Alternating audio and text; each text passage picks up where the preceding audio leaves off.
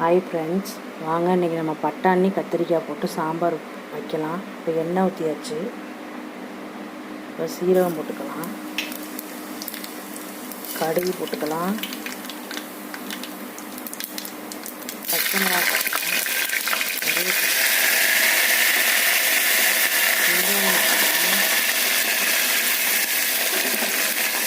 தக்காளி போட்டுக்கலாம், நல்லா வதக்கிக்கலாம், உப்பு போட்டுக்கலாம்,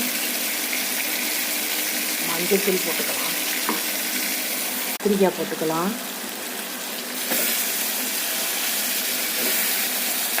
மிளகாப்பொடி போட்டுக்கலாம், புளிக்கரைசல் ஊற்றிக்கலாம், பட்டாணியை ஊற்றிக்கலாம். இப்போ பாருங்கள், குழம்பு ரெடி ஆயிடுச்சு. பட்டாணி கத்திரிக்காய் போட்டு சாம்பார் மாதிரி வச்சாச்சு. சாப்பிட்டு